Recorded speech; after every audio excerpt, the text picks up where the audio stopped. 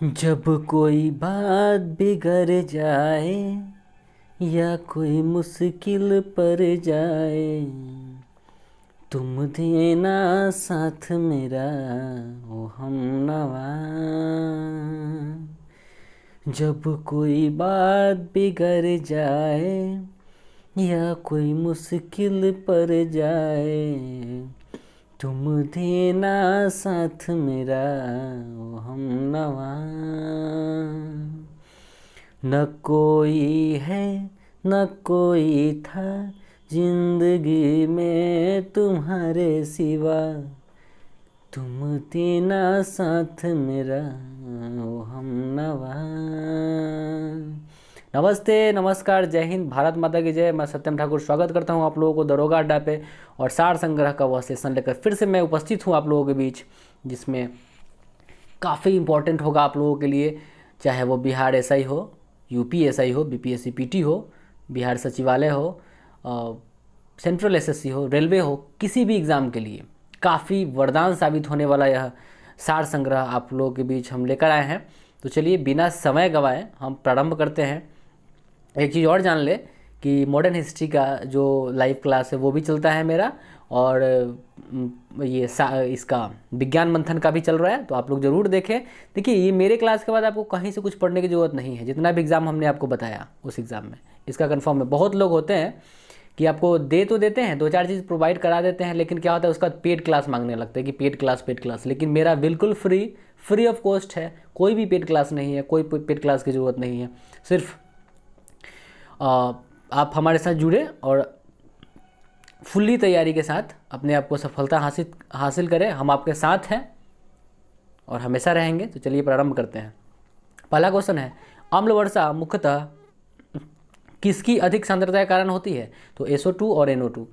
पहला क्वेश्चन था कि अम्ल वर्षा मुख्यतः किसकी अधिक सांद्रता के कारण होती है? तो NO2 और SO2। ठीक है। दूसरा प्रश्न है, कौन सी एक वायु प्रदूषक गैस है और जीवाश्म ईंधन की ज्वलंत स्वरूप उत्पन्न होती है? सल्फर डाइऑक्साइड या SO2। प्रश्न है कि कौन सी एक वायु प्रदूषक गैस है और जीवाश्म ईंधन की ज्वलंत प्रारूप उत्पन्न होती है? तो वह है सल्फर डाइऑक्साइड या SO2। तीसरा प्रश्न है, अंतर्राष्ट्रीय अम्ल वर्षा सूचक केंद्र कहाँ स्थापित है? तो ओस्लो में। अंतर्राष्ट्रीय अम्ल वर्षा सूचक केंद्र कहाँ स्थापित है? तो ओस्लो में। चौथा प्रश्न है, केंद्र सरकार द्वारा घोषित योजना संगम योजना में किस वर्ष के कल्याण पर ध्यान केंद्रित किया गया है? तो विकलांग के वर्ग के। ध्यान रखेंगे, योजना संगम योजना जो है वह किससे संबंधित है? तो विकलांग वर्ग के लिए। आते पांचवा प्रश्न, अंतर्राष्ट्रीय श्रम संगठन का मुख्यालय कहाँ है? तो जिनेवा में है। अंतर्राष्ट्रीय श्रम संगठन का मुख्यालय कहाँ है? जिनेवा में। छठवां प्रश्न है, यूरोपीय आर्थिक समुदाय का मुख्यालय कहाँ है? बेल्जियम के ब्रुसेल्स में। यूरोपीय आर्थिक समुदाय का मुख्यालय कहाँ है? तो बेल्जियम के ब्रुसेल्स में है। आइए सातवां प्रश्न की ओर चलते हैं। मोटर कारों के उत्पादन के लिए प्रसिद्ध हिंदुस्तान मोटर्स लिमिटेड पर किस औद्योगिक घराने का आधिपत्य है? तो वो बिरला का है। याद रखेंगे, हमने कहा कि मोटर कारों के उत्पादन के लिए प्रसिद्ध हिंदुस्तान मोटर्स लिमिटेड पर किस औद्योगिक घराने का आधिपत्य है? तो वह है बिरला। आइए आठवां प्रश्न, हरा सोना किसे कहा जाता है? तो चाय को। हरा सोना कहते हैं चाय को। नौवां प्रश्न है, कंपनी द्वारा लाभांश की घोषणा किस पर की जाती है? तो अभिदात पूंजी पर। ठीक है, कंपनी द्वारा लाभांश की घोषणा किस पर की जाती है? तो अभिदात पूंजी पर जो है हम करते हैं। चलिए 10वां प्रश्न है, भारत सरकार ने पहली बार 14 बैंकों का राष्ट्रीयकरण कब किया था? तो 19 जुलाई 1969 को। 10वां प्रश्न था, भारत सरकार ने पहली बार 14 बैंकों का राष्ट्रीयकरण कब किया था? तो 19 जुलाई 1969 को।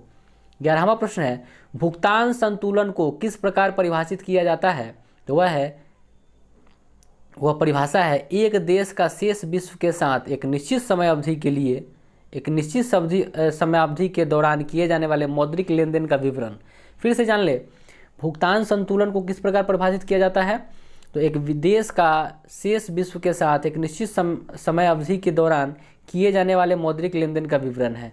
12वां प्रश्न है, भारतमाला परियोजना किससे संबंधित है? तो सड़क के संयोजन, सड़क को जोड़ने से संबंधित है भारतमाला परियोजना।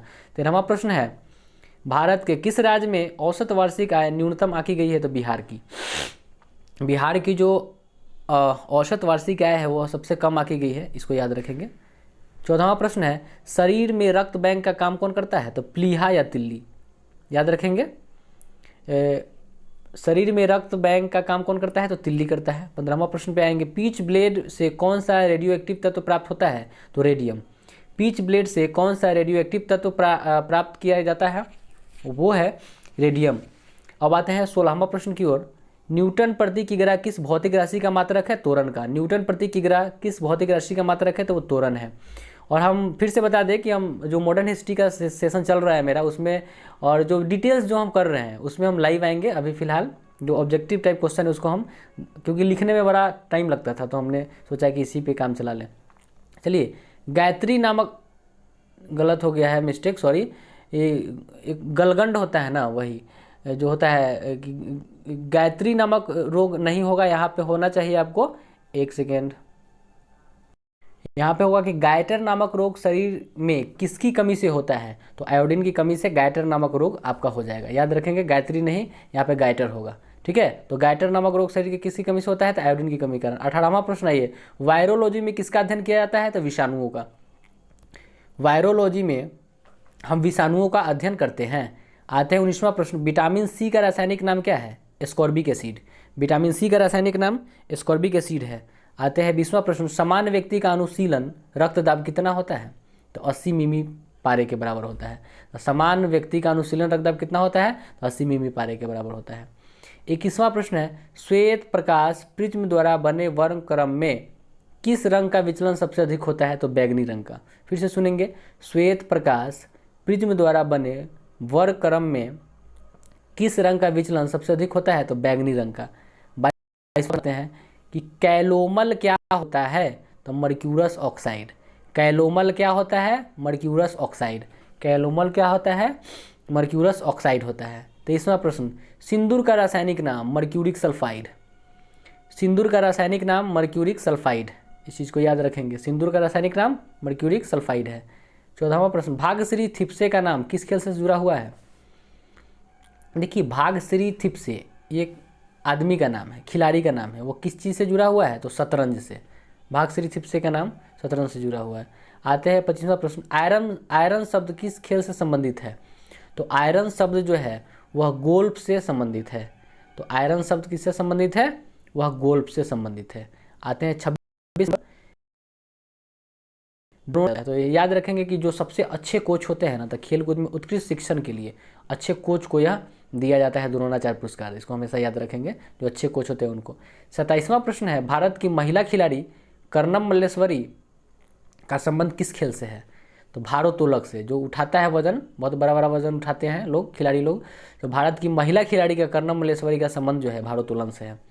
28वां प्रश्न की ओर चलते हैं, प्रूडेंशियल कप किस खेल से संबंधित है? प्रूडेंशियल कप किससे संबंधित है? तो वो क्रिकेट है।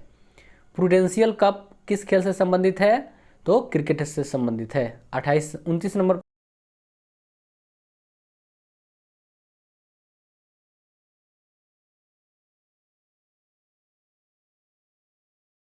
प्रश्न पे आते पर्ल के नाम से जानते हैं। चलिए, 30वां नंबर है, अंतर्राष्ट्रीय संस्था फीडे किस खेल से संबंधित है? अंतर्राष्ट्रीय संस्था फीडे जो है वह किस खेल से संबंधित है? तो शतरंज से। तो हमने देखा कि किस प्रकार 30 क्वेश्चन को हमने किया, जो आपके एग्ज़ाम ऑफ व्यू से काफ़ी इंपॉर्टेंट है। तो आप इस चीज़ को एकदम कंटिन्यूटी चले, मेरा भी कंटिन्यू रहेगा। तो होली की ढेर सारी शुभकामनाएं आप लोगों को सभी को। धन्यवाद। जय हिंद।